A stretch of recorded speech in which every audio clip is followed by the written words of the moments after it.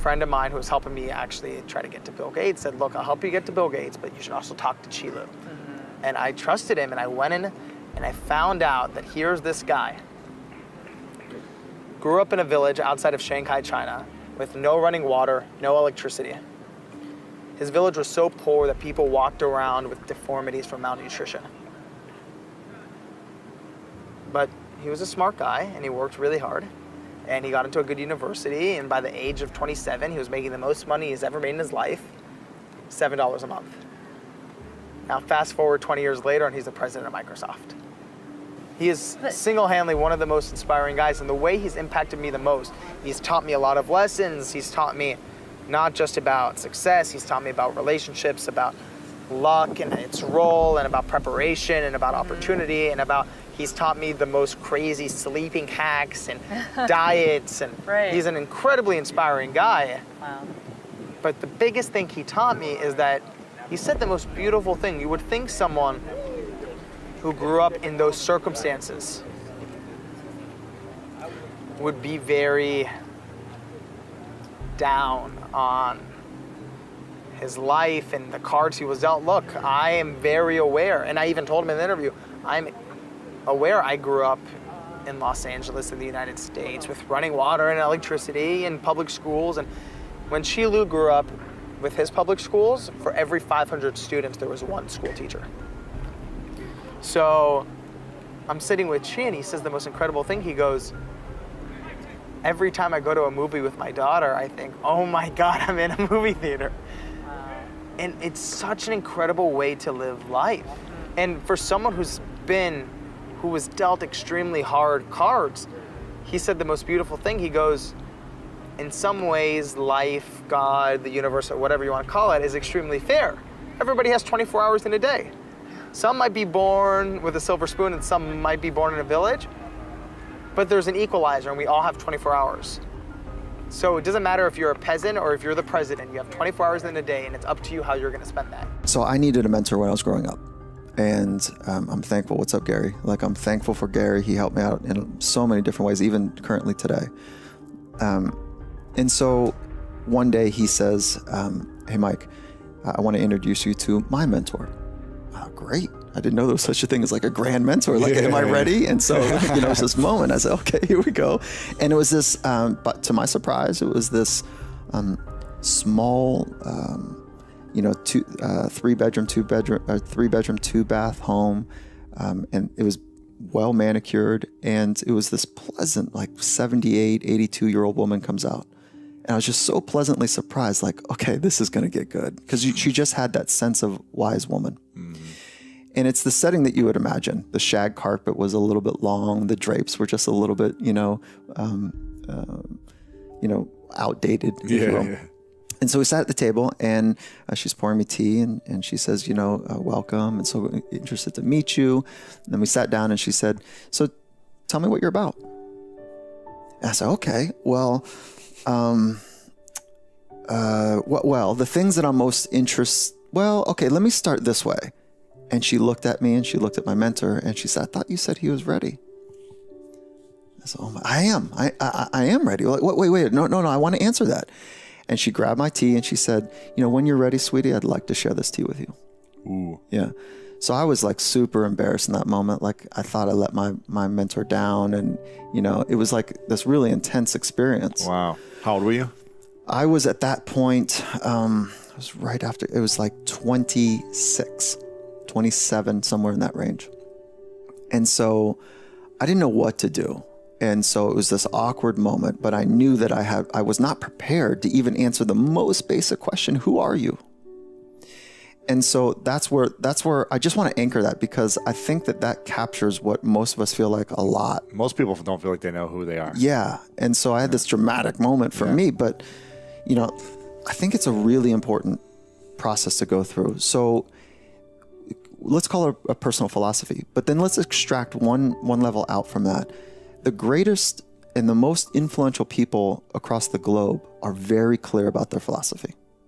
The greatest movers and shakers and change makers are spiritual leaders and political leaders for the most part. And now we're starting to see business leaders, to do that.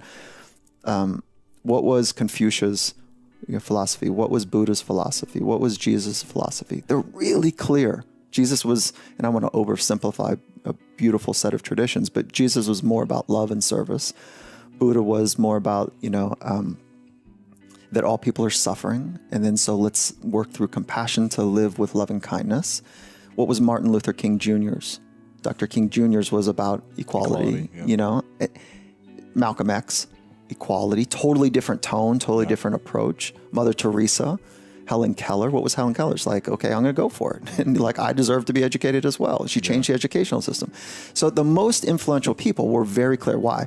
Because they lined up their thoughts, their words, and actions to the thing that matters most to them. And that's what a philosophy is about. Everybody already has one. You have one, I have one. Whether we could articulate it at knife point in a dark alley, totally different element, right? And so I think that that's a nice litmus test. Like, could you get it out in front of a deranged person who's got a knife to your throat? Like, are you that clear what you stand for? And do you have your personal philosophy? So the tactics, there's 3 ways to get clear. Be around wise people and have conversations about philosophy and wisdom, right? Be around them. If you don't know one, go try to. They're rare, but maybe pray about it. Maybe talk about it. Like, find wise people in your lives, or become one. Right? Okay. Or you can watch videos of them or read their books to get started. Yeah, and yes, start down that path. Nice job. And there's something about being in their presence, if you can, that is different. Of course. Okay, and there's synagogues and churches, and there's folks that you can find these people in. They don't have to be spiritual; they can be secular as well. So be around wise people. Write, journal. There's something about forcing words out of your native tongue, all the words of your native tongue, to write down the words and to have a forcing function to choose words that matter. Like, there's something about that. And then the third is, and all of them are equally important, is listening. So mindfulness practice. So listening to, it's one of the most ancient mindfulness traditions, is asking yourself, it's called contemplative mindfulness, is ask yourself the question, who am I? And just go down that path. Who am I? And you'll learn.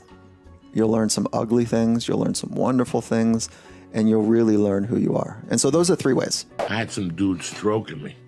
He wanted to do some TV show and the pitch. And then he introduced me to the investors. And the investors were also going to be in the episodes. And I'm like, oh, this is going to blow. Then I had these other dudes who want to do an MMA show. Then I had these other dudes who were going to do a web series, and they had the dude from The Social Network. Jesse Eisenberg? Yeah, it was all bullshit. They had nothing, you know what I'm saying? And one day I'm sitting there and I go, you know what? That's it. I'm not doing none of this shit no more. I'm not even going to meetings with them.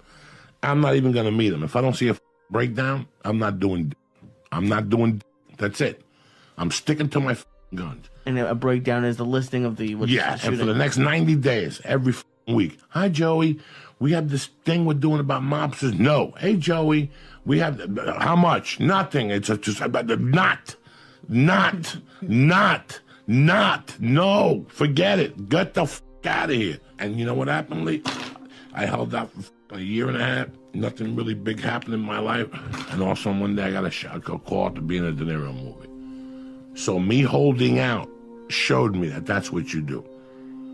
Yeah. Sometimes against your own, because once you make a law for yourself, you have to stick to it. The first time you go away from that, you're going to get in the ass. It always happens. The first time like if you say to yourself, you know what, my rate's going to be $650. And some guy comes to you, well, how about $6? That's the day you get. How about I give you $6 on a Sunday? And you're like, okay, I'll take the $6 on a Sunday. Bam! That's the day you get. Anything that changes your original train of thought. You're only going to go as far as you think you're worthy. I can push, you can have the greatest product, but if you don't feel worthy, you will work hard to sabotage that relationship. You don't know you're doing it. Right. You don't know you're doing it. You just think these are the things I need, and you're driving that guy away. You're driving that woman away because your self-worth says they weren't going to stay forever anyway. Or self-worth around money. You have a cap. that you feel like you're worthy of $1 million, you will always get to 999,000 and you will stop because your self-worth says it. What's a good exercise or process that we can follow on a daily basis, maybe something simple, to enhance our enrichment Absolutely. and worthiness? Absolutely. I did this for 6 months, every single day right after I brushed my teeth. And it's the ICU exercise. And you get in the mirror now. It's not necessarily simple because you're dealing with yourself. Of course. And as complicated as you are, will be the degree the mechanics of it are simple. The mechanics are very Yes. simple. Yes, I appreciate that distinction. You get in the mirror and you complete 3 different sentences. You want to write this down. The first sentence, you look at yourself and you say your name. So you say Lewis, and you complete this as I'm proud that you. And find 7 different things every day to celebrate yourself for. 7 different. Each day you can do the same thing you did the day before, but each day do 7 different things to be proud of. The second sentence is going to knock you down a little bit. It's going to come from your gut. Lewis, I forgive you for. And cut the shackles to blame, shame, guilt, regret, and anger. In that sentence, you cut those 5 shackles. Not the first day, maybe not the 3rd day, but by the 21st day, by the 13th day, you'll feel some relief. So, Lewis, I forgive you for. And go back 5 years, 15 years, 20 years. Do that. I forgive you for that thing don't nobody know about. But you, go ahead and cut those shackles. Because if you can still think about it, it's still in your energy space. Yeah. And then the 3rd sentence is, Lewis, I commit to you that. Before you make a commitment to anybody else throughout your day, you make 7 commitments to you. So the first sentence is, I'm proud that you're celebrating yourself first. We are under-celebrated as a society. We look for acknowledgement. They interviewed 100 executives that all made over $250,000 and said, would you like a 5% raise next year, or would you rather be told thank you more often? 100% said, keep your money. I'd rather hear thank you. So we're under-celebrated. But first, celebrate you.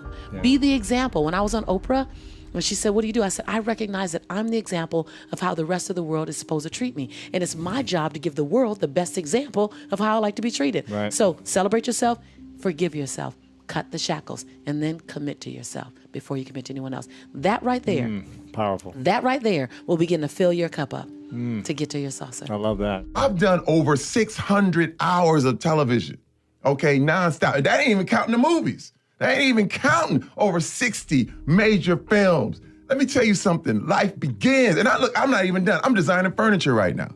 I have my own furniture line out right now. And look, I don't even know what I'll be doing. Let me and see, the thing is, you got to know who's valuing you. When the NFL stopped valuing me, I was done. When Hollywood stops valuing me, I'm done. You cannot let people treat you like you are not valuable. And then I'll move on to the next thing. I'll be sitting there painting on the corner. I only go where I'm invited. I only go where I'm valued. And that's it. That's it. When you're done valuing me, I'm out. But the problem is these dangling carrots. They got people running around, hey, take your clothes off, do something crazy, and they want you dangling carrots. I'm like, no, I do it. When you see me doing anything I'm doing, I wanted to do it. In fact, it's my thing. You know what I mean? When you see Old Spice, I came up with that. I think, if you know why you're doing something and what it is that you're trying to get, then it's a question of being very, very open to failure and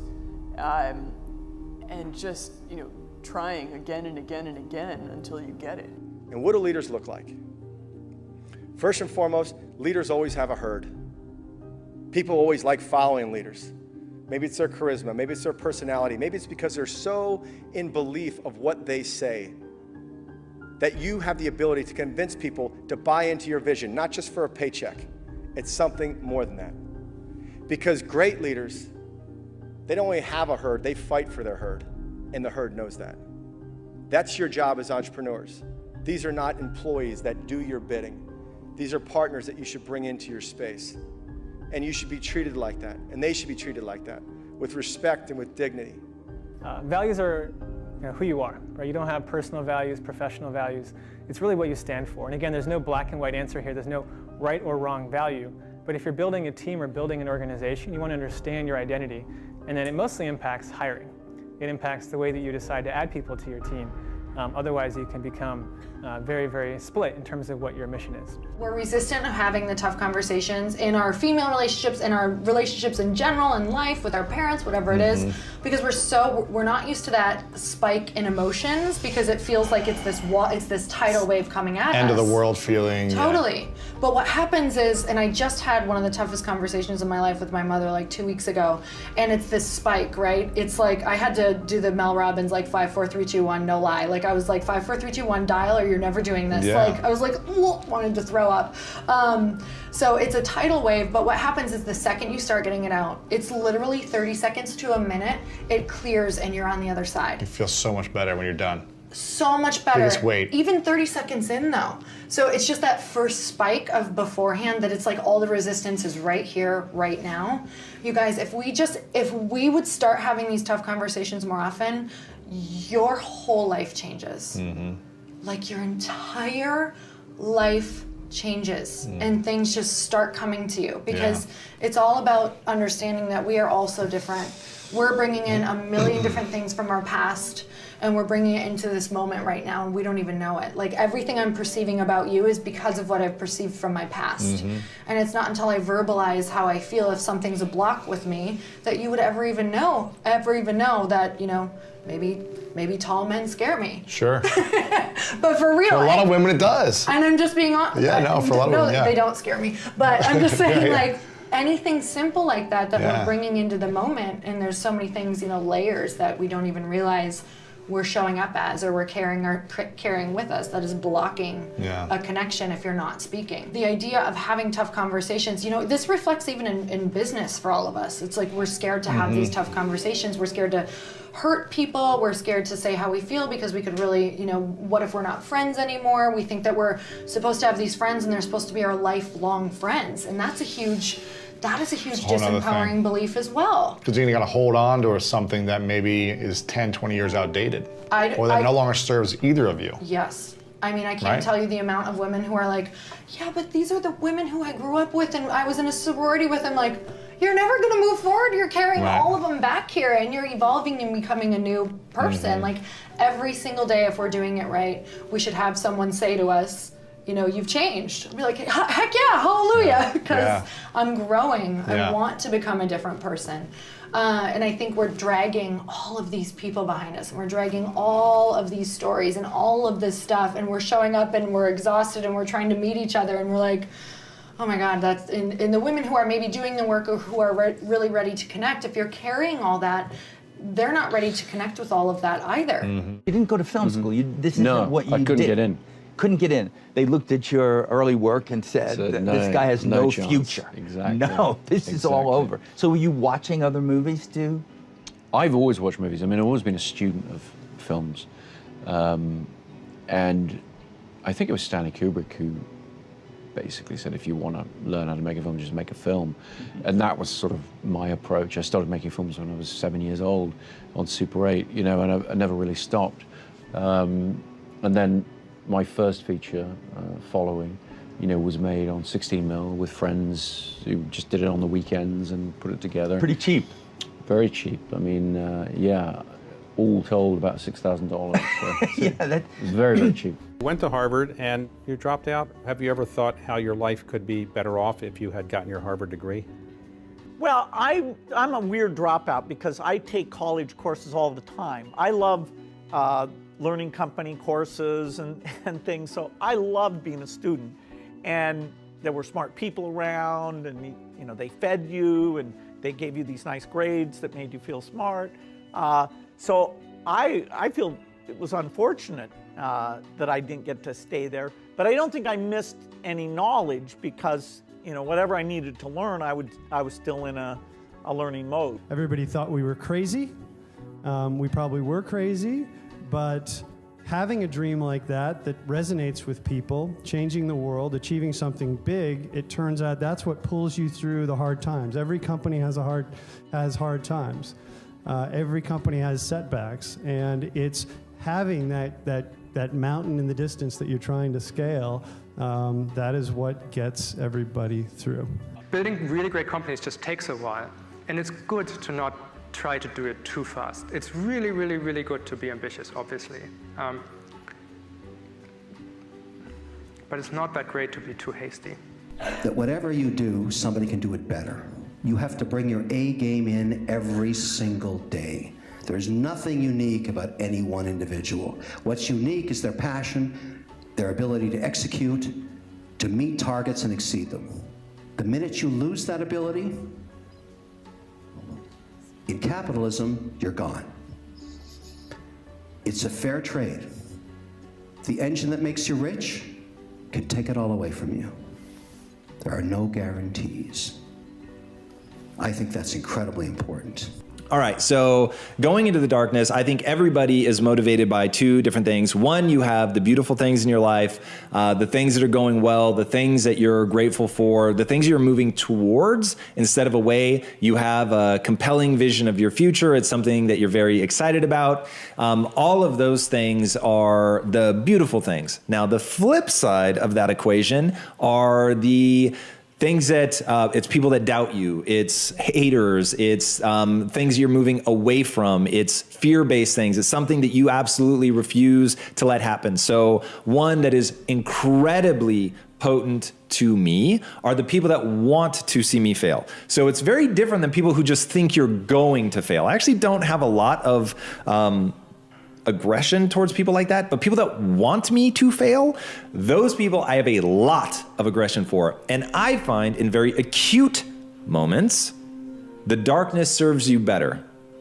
In very acute moments. Now, the light, the things you're moving towards, the things that are beautiful, the things that you're grateful for, all of that is the only winning strategy long term, because the darkness becomes corrosive. You start to become bitter. You start to be angry. You stop being optimistic. You stop seeing things in a way that's empowering and positive. And I mean, just thinking about the deep limbic system, when it gets inflamed, you perceive things as negative. I think negativity stops people from making progress. There's a whole host of neurological reasons and sort of mindset reasons why I think that being negative over the long run becomes very, very detrimental and holds you back. But from an acute standpoint, they've done studies on this. If you want someone to be able to endure more pain, the surest way to get people to endure more pain is to let them get angry, let them be aggressive. And in doing that, people are able to withstand in the clinical trials. I'll say that it's probably more than this, but in clinical trials, they're able to withstand 30% more pain. So just straight being able to take more pain, anger and aggression lets you do 30% more. So that's why I think in acute ways, in short-term bursts, that the darkness will serve you. Well, for me, I mean, yeah, you visualize where you want to be and what you want to accomplish, and you kind of get lost in the process of day-to-day, you know, grinding it out and working, pulling on ours if you have to. You know, it's just about not losing vision and not losing sight of what you're trying to accomplish, no matter what hurdles you have to go through. So I think that kind of relates to whatever you're doing, whatever you know, major you've chosen or what you're interested in. So for me in basketball, and it's about, you know, visualizing, whether you write it down, put it on the wall, do something, what your goals are, and get lost in the process of day-to-day grind, day-to-day getting better every single day. Asking questions, aligning yourself with people that have been through it before, that are experienced, and leaning on that advice, and just trying to outwork the next person, and that's the biggest thing. When you start with your company, you're going to have a lot of anxiety and stress and fear, and your job is to transform that into self-confidence and to give you kind of that, you know, the ability to say, I have clarity, I trust myself, I have a feeling for my vision, I can see that happening. I work with entrepreneurs all the time. That kind of shift from, you know, anxiety to trust, that's the most important thing that they can go through. Be lucky. I think when I give that advice, be lucky, it's a little bit glib, but I think there's also looking out for those opportunities and being conscious and being aware and looking for opportunities to be lucky, because you can definitely put yourself in a position where luck isn't going to make any difference. If somebody said to you, you'll have or you'll be as successful as you are now, what would you had said back then? I believe you. That's what I would have said. Because I did believe. Yeah, I believed in it. I had very few people who told me that. I had a small group of people that would tell me something like that. Other than that, it was just me telling myself. Yep. So if someone came up to me and told me that all the way back then, I'd say you're damn right. Has acting turned out to be all that you wanted it to be? It's incredible. It's incredible. You know, I never knew that I could do it as a career. I never knew. It was the first memory that I had. It's the first thing I can think of is saying, I want to be an actor to my parents. And if I hadn't lived in Los Angeles and been in such close proximity to sort of the mecca of movie making, if I didn't have parents that said, okay, we'll drive you to auditions, we didn't have the economic means to, you know, move camp from Idaho to Los Angeles because some snotty 10-year-old kid says, I want to be an actor. You know, we did it. And after school, I got to go on auditions, but it was always, and I've said this before, it felt like an elite group of people, and it felt like I would never belong to them. So once I got the opportunity to, for example, get the movie This Boy's Life with Robert De Niro, I said, wow, now I'm able to I might be able to steer the course of my career. I might be able to have a career similar to these guys that I so admire. And that I knew at 15 years old was the biggest gift in the world, and that's never left me. You know, I've never that thirst or that hunger for wanting to give one great performance that I'm truly satisfied with, or be in one movie that I said, I love this film, is something that I don't know will ever be quenched. I don't know, and I think that's a good thing, because it keeps pushing you. You know, you're constantly dissatisfied. In other words.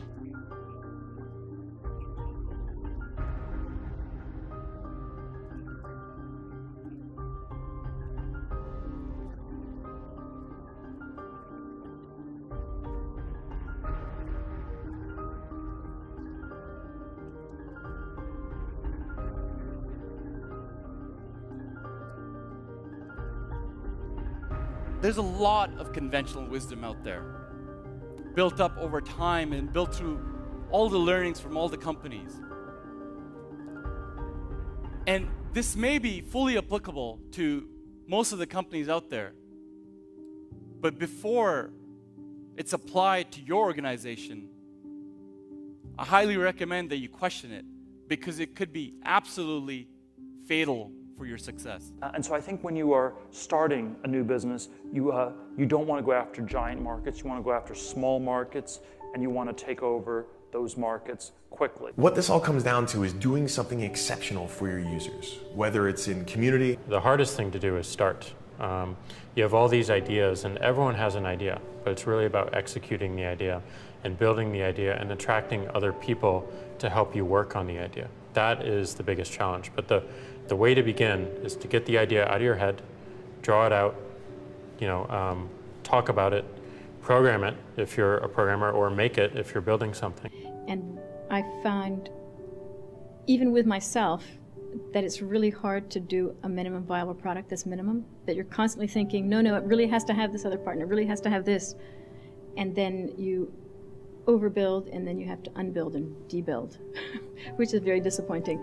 So doing a minimum viable product is really important, and it's even more minimum than you think it is. And so when we're coming up with ideas, we always ask ourselves, what kind of new market is this creating? And then also, what part of my day and what problem is it solving? And so I've gone as far as taking an entire catalog of my day from the moment I open my eyes and writing down every single thing I do.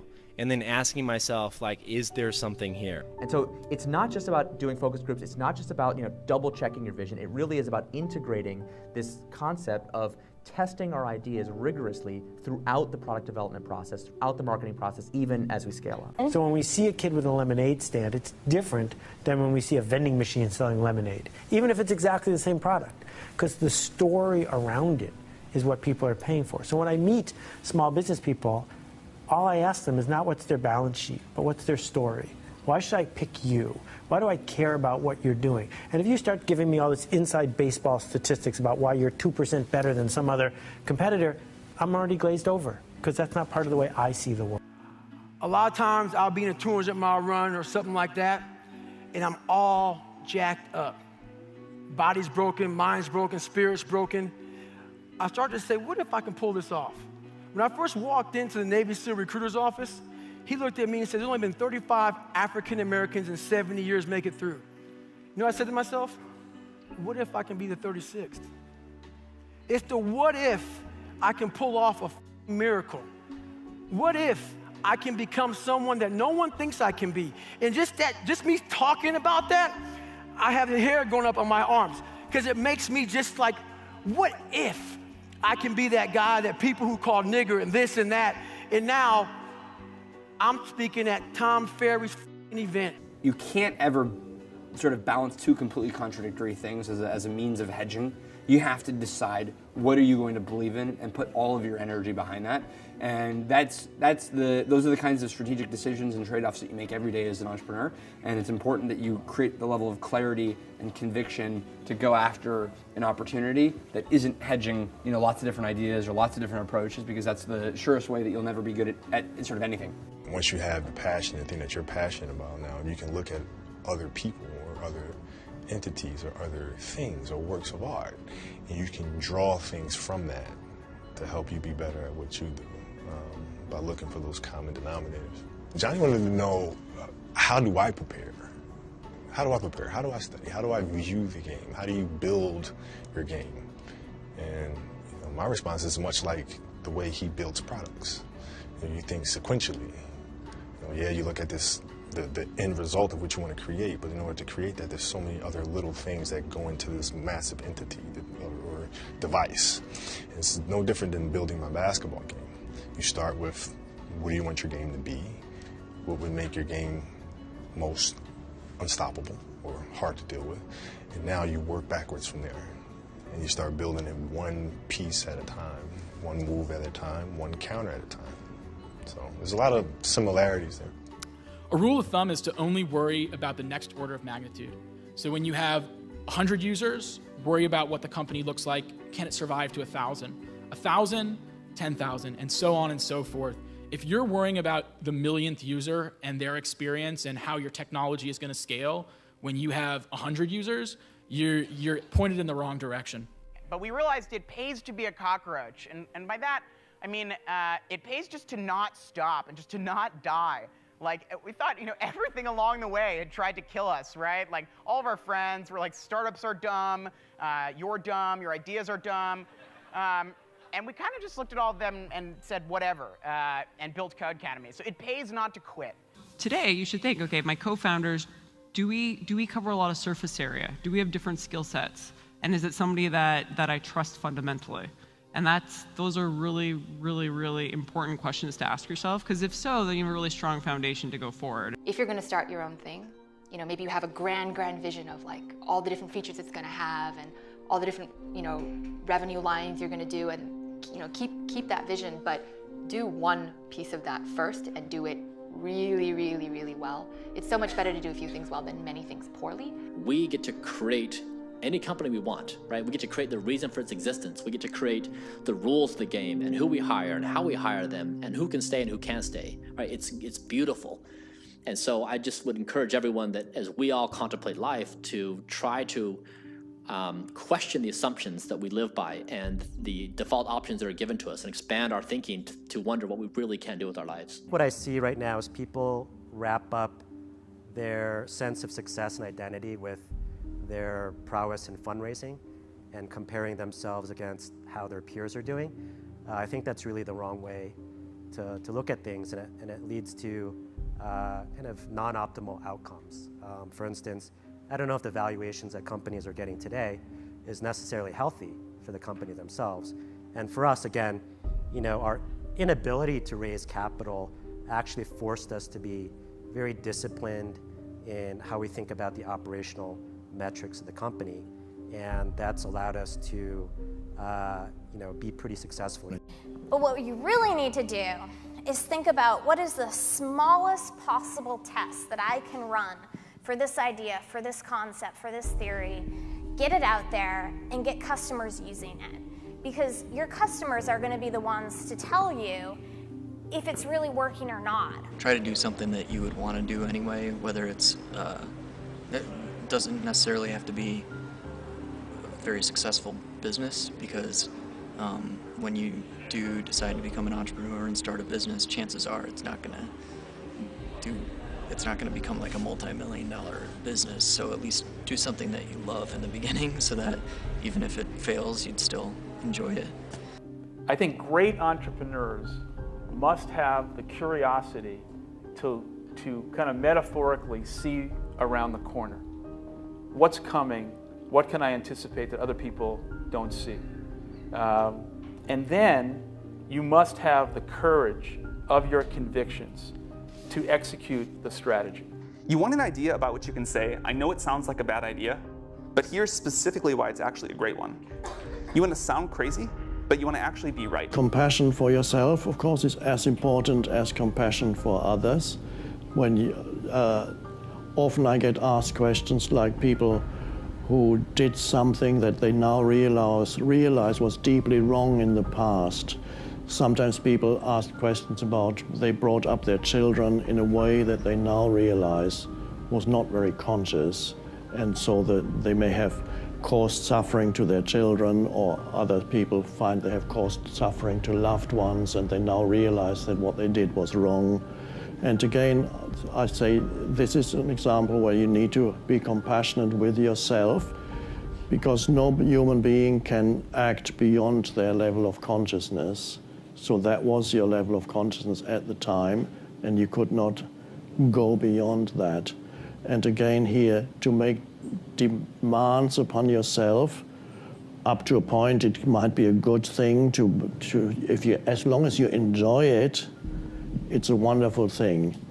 When the enjoyment of what you're doing is lost, then you have to be careful, because there you have to come to a stop and say, okay, there's something here that's not right, because I'm no longer enjoying what I'm doing.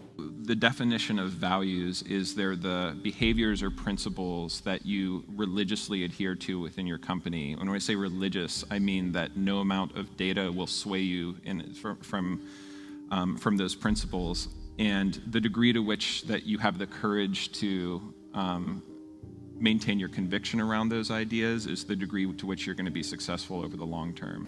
But ultimately, the biggest thing, and what I still spend from a third to a majority of my time on, is hiring. Nothing has the impact of getting the right people around the table. And you can't manage your way out of a bad team. And so some of the best advice I got was from Paul Graham, one of the investors in Stripe, who talks a lot about unscalable strategies for user acquisition. Say, for example, you helping each user personally. Sure, that won't scale as you grow to a very large size, but when a startup is just starting out, it really helps you have an advantage as a small and nimble company. Because when you're trying to differentiate, when you're trying to do something different, there's going to be that gut moment, that gut sense. Is this right? Is this not right? If you're not having doubt, you're not pushing the boundaries far enough. You need to focus on solutions, not ideas. All of us here are really creative, and we come up with loads of ideas throughout the day, and we become really excited about that. And it's like, dude, we should start a company around that. But that's when you actually go to the other side, where you talk to, where you find out what someone actually a problem that they have and solve that, is when real value comes out. I'm in meetings a lot. My calendar gets very full with those, and then at night, after the kids have gone to bed, I'm on email a great deal. I get messages during the day. That's my chance to give long responses, and then over the weekend, I send a lot of mail as well. I take 2 weeks a year to just go off and read and think, where I'm not interrupted by work or anything else. I'm just solidly trying to think about the future, and people get to send me things to read as part of that so-called Think Week. So it's a nice mix of things. About 25% of the time that I'm out traveling around, meeting with customers, Europe, Asia, and that sort of helps me think, okay, do we have the right priorities? What are people responding well to, and what would they like to see us do better? Go talk to people who failed at what you're doing and who are no longer doing it. There always are those people. So you start a startup, you look at the history of your space. I'm so surprised how many people I talk to, founders who have no idea the history of their own space. And there's there's some nice naivete to that in the sense that like, oh, you're going to do it differently, and there's some truth to that. But like when you get down to making it work and now you're into it already, you've kind of established what you're doing, you have some problems, then I'd go talk to all these people who failed, because you'll uncover all sorts of interesting things that you could try. Because if you build something for yourself, if you build something that you love, that you think is sufficiently epic, if you make something that you love, there's probably another billion people in the world that love it as well. Larger, more established entities can't move as quickly as you can. And success and scale and size all fight against this. And I would encourage you for the longest possible time as you sort of start your own companies to look for ways to stay agile. Whether it's in connection or whether it's in design. This is our big advantage as a startup, is that we can actually get away with doing this. We can make this the core part of why we're doing business. It's so hard. I thought doing this research, I thought going into it, there were authentic people and inauthentic people. I did not find any evidence of that at all. What I found is authenticity is a practice, and you choose it every day, sometimes every hour of every day. And it's a practice. It's not, I just wake up and, hey, I'm authentic. Most startups that fail do it ultimately because they did not make something that people wanted. They made something that, that they thought people would want, but they were either in denial about it, whether it was actually any good, or somebody else came along and made something that people wanted even more.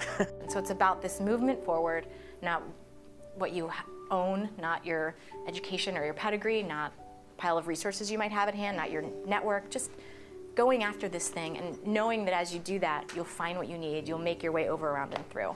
And I think the best entrepreneurs that I've met are able to do that because they have this strong vision and they know that it's worth it to keep moving forward. If you're going to have a breakout startup, you've really got to think about how you're going to innovate on distribution, not just product, right? And the biggest mistake I see these days that I see brilliant startup founders who are brilliant product people, and they've really thought about their product, but they haven't really thought about how they're going to make it grow.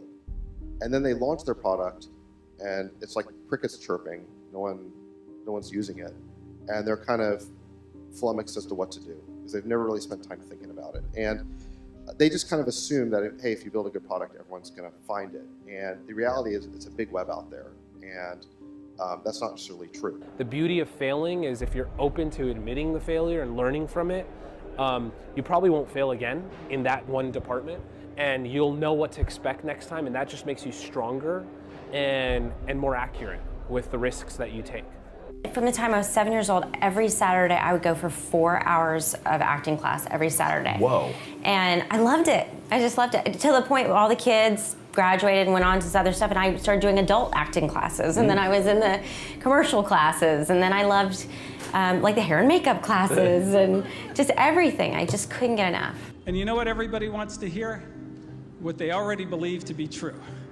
And so the last thing they want to hear is an original idea that contradicts their belief system.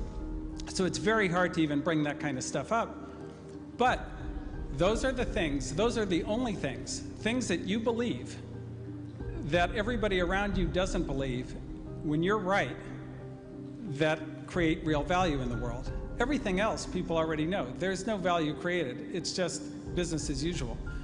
So it's so important to think for yourself. I do believe that organizations, human organizations, are inherently unstable. They will fall over, and you have to work to keep them upright. But they fall slowly. Most people don't notice it. They let their success they blind them. They don't see it falling over. The falling takes place slow, but the collapse is quick. You have to do constant assessment. You have to look for the hard truths. It's not necessarily about the exit or the outcome. It's about the journey. So it's for me, it's just I think you just need to enjoy that aspect of it. It's because it's not always an easy ride. It's a lot of ups and downs along the way, but as long as you're personally fulfilled by that experience and genuinely enjoy what you do, then it makes it worthwhile. Don't necessarily think that you have to have the home run and the huge Apple computer on your first start, I spent a long time in my life with skills just building little devices for fun. For fun is one of the key things, because that drives you to think and think and think and make it better and better and better than you ever would if you're doing it for a company. Build things at first for yourself that you would want. If you're not coming up with 10 ideas a day, that's why I have this thing. If I'm not filling up this page every single day, then my idea muscle will atrophy. And I started this in 2001, and I still do it every single day. Like, you have to come up with ideas every single day, or the idea muscle atrophies. The good news is, after about 6 months of doing that, you're like a machine. Like, people get surprised at how many ideas you could just have. So many things go wrong when you're starting a company, and often I think people ask, what mistakes should you avoid making? And my answer to that question is don't even bother trying to avoid mistakes, because you're going to make tons of mistakes, right? And the important thing is actually learning quickly from whatever mistakes you make and not giving up. Right, and I mean, there are things every single year of Facebook's existence that could have killed us or made it so that it just seemed like moving forward and making a lot of progress just seemed intractable, but you just kind of bounce back and you learn, and nothing is impossible. You just have to kind of keep running through the walls. You already know who you are, and that piece that we're after lies somewhere beyond personality. Your need for acceptance can make you invisible in this world. Don't let anything stand in the way of the light that shines through this form. Risk being seen in all of your glory. I try and be decisive. I try and, even if I don't know what the hell I'm doing, I try to be decisive, because I think it's very comforting and reassuring and important to the people that are working with you to feel that whoever is in charge knows what they're doing and knows what they're thinking, and that if it's a yes, it's a yes, and it's a no, it's a no. I mean, I don't think of myself as a boss. I mean, I think of myself as someone who's giving direction and guidance, and vice versa. You're really trying to solve a new problem in a different way. You have to come to problems with beginner's mind. Right? Not knowing something can be a very powerful tool into accomplishing it, because you don't know that it's not possible. That's what doing a startup is. Not realizing that something is impossible and doing it anyway. How do you think about making a decision when everyone tells you this is a crazy idea? Or where do you get the internal strength to do that? Well, first of all, I'd say I actually think I feel fear quite strongly. So it's not as though I just have the absence of fear. I feel it quite strongly. But there are just times when something is important enough, you believe in it enough, that you do it in spite of the fear. So speaking of important things, like, people shouldn't think people shouldn't think, well, I feel fear about this and therefore I shouldn't do it. It's normal to feel fear. Like, there'd have to be something mentally wrong if you didn't feel fear. So you just feel it and let the importance of it drive you to do it anyway. Yeah, actually, something that can be helpful is fatalism, to some degree. If you just accept the probabilities, then that diminishes fear. When starting SpaceX, I thought the odds of success were less than 10%, and I just accepted that actually probably I would just lose everything. But that maybe would make some progress if we could just move the ball forward. Even if we died, maybe some other company could pick up the baton and keep moving it forward, so that would still do some good. Yeah, same with Tesla. I thought the odds of a car company succeeding were extremely low. So just go and do it, try, learn from it. You'll fail at some things. That's a learning experience that you need so that you can take that on to the next experience. And don't let people who you may respect and who you believe know what they're talking about, don't let them tell you it can't be done. Because often they will tell you it can't be done, and it's just because they don't have the courage to try it.